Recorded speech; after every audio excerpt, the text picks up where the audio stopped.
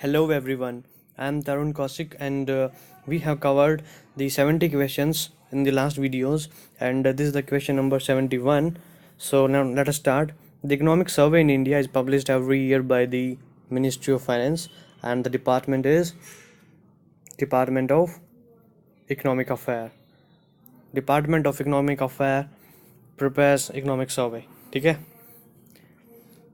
Next is the question number 72. Which of the following parties were not a part of United Front which comes in the power during 1996 to 1997? So it's a very factual question. So just I'm telling the answer for this question. So this first, second and third party, Bahujan Samaj Party, Samta Party, Haryana Vikas Party. These three parties were not the part of the United Front. So option B is the right answer for this. So there is no need to remember this question. Okay. Next.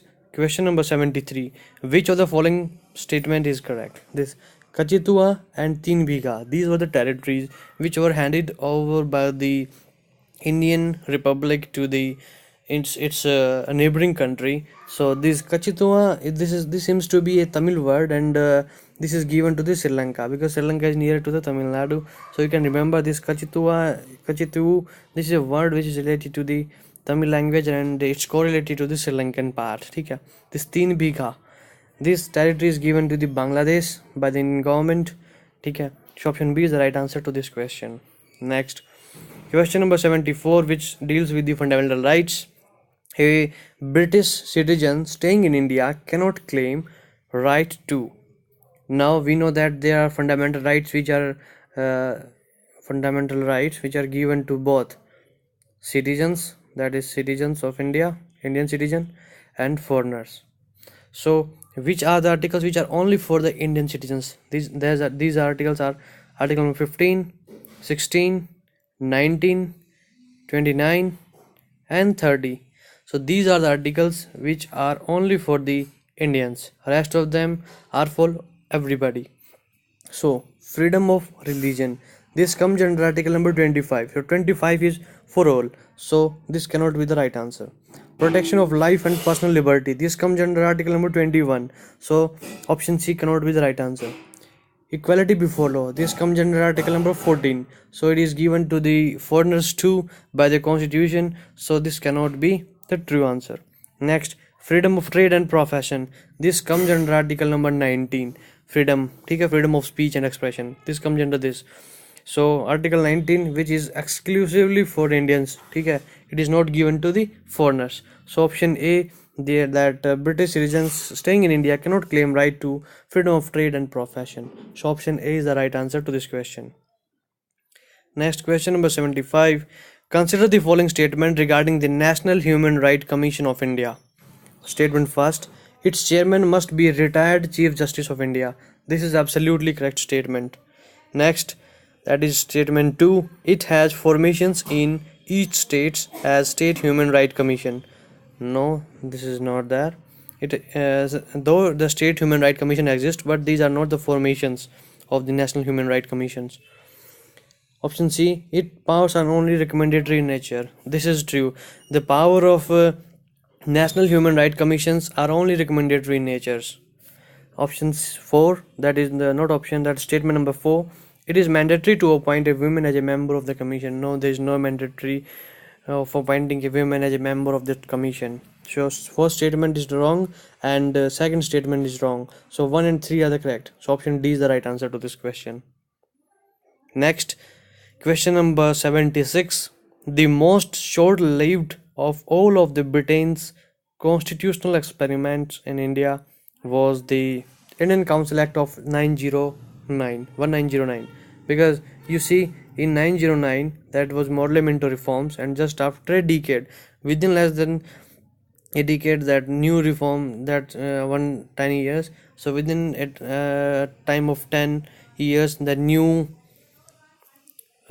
you can say experiment was did by the British government, that is Montesquieu-Chelmsford reforms in 1919, and so we can say this is the short-lived, because rest of them approximate time was 30 years in the above options. ठीक है, और उससे भी कम एक 1858 का भी था government of India act 1858। उसके बाद 1881 में इंडियन काउंसिल एक्ट आ गया। So it was a short lived, 3 साल के अंदर ही रहा था, उसके बाद नया आ गया था, ठीक है। सो बट 61 जो आया था वो नया था। 1858 was the shortest, but among these options this was the shortest. Okay, next question. The Constitution of India recognize linguistic and religious minorities. This is right. What is linguistic and religious minority? For example, in a particular state or in a particular India, we will take India, and the population of India is around 100, not crore, just 100 people are in India, and 80 people are Hindu, and 20 people are not 20, it's 15 people are Muslim, 4 people are Sikh, and 1 people are other religion. So we can say these peoples, 4, 1, 20, 15, these are the religious minorities people in living in India, ठीक है। Now linguistic minorities, जैसे कि जो आंध्र प्रदेश था, this was the first state of India who was separated, who was made a first state based on the linguistic basis. For example, एक particular state के अंदर 100 peoples हैं, ठीक है, there are 100 people in a particular state, and out of 100 80 peoples are speaking Hindi, 10 people are speaking Urdu, 10 and 9 people are speaking you can say Punjabi, and one people is speaking Tamil language, or Tamil Marathi, or any Bengali, any language speaking. So these peoples are in a particular state, these are given as linguistic minorities, ठीक है।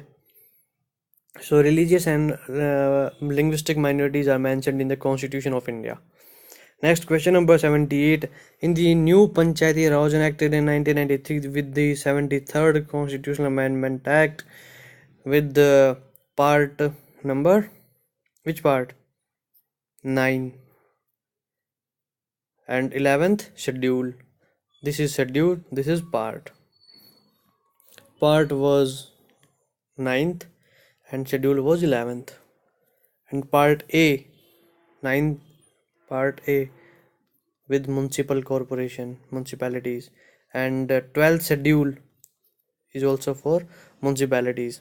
So we have to tell which of them, these 4 options, which of these options, which of one of the following options is not such provisions which was given under the Panchayati Raj Bill enacted in 1993. So if we read the option number A, that a number of added responsibilities in the area of agriculture, rural development, primary education, and social forestry among the others, this is given.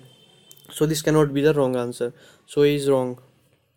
Election being made mandatory for all the posts at the time they are due, this is also correct. A statutory representation for women in panchayat up to 1/3 of the total strength, that is 33% reservation is to be given to the women candidate electing the contesting the election, okay, this is also correct. So option B and C also cannot be the correct answer. So the remaining is option D, regular remunerations to the panchayat members so that to ensure their punctuality and accountability. So this is wrong. को regular remuneration उनकी punctuality और accountability के लिए नहीं दिया जाता है चीज़, ठीक है। So this is not the provision. Option D is the wrong answer. Next, 79. Consider the following statement: an amendment to the Constitution of India can be initiated by the Lok Sabha and Rajya Sabha. Only these two. Only Parliament can do the amendment to the Constitution. Only Parliament, and Parliament consists of 2 houses, that is Rajya Sabha and Lok Sabha. Rajya Sabha is upper house and Lok Sabha is lower house. Rajya Sabha, that is upper house, also called Council of State, CUS, Council of State, and this is House of People, HOP, House. Hope रहती है लोगों को इनके ऊपर, that is hope, that is House of People. Okay, so only these 2 house can do the amendment. So first and second are the option, or you can say correct statement, that the option D is the right answer for this question. State does not have anything to do with it. So B and C cannot be the right answer. President nahi. Option number, not question number 80. Consider the following statements about the recent amendment to the election law by Representation of People Act 1996. Statement 1. Any conviction for the offence of insulting the Indian national flag or Constitution of India shall entail disqualification for contesting election to the parliament and state legislature for 6 years from the date of conviction. This is absolutely correct. If somebody is disrespecting the national flag and or Constitution of India, then how he will be qualified for contesting the election to any parliament or state legislature? This is absolutely correct decision, and he has to be banned for 6 years. Not banned, he has to be disqualified, or you can say banned ho gaya type ka. Second statement, there is an increase in security deposit which the candidate has to make contest to the election to the Lok Sabha. This is absolutely correct, and the fees was 20,000 rupees. He has to deposit 20,000 rupees for contesting the election of the Rajya Sabha, to the Lok Sabha, and the minimum number of vote a person has to get is 1/6 of total valid vote to be to ensure so that his deposit he get back his security deposit.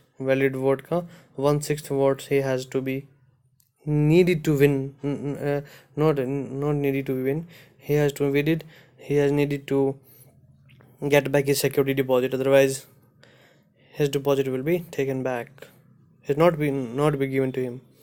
Next, a candidate cannot stand for election for more than one parliamentary constituency.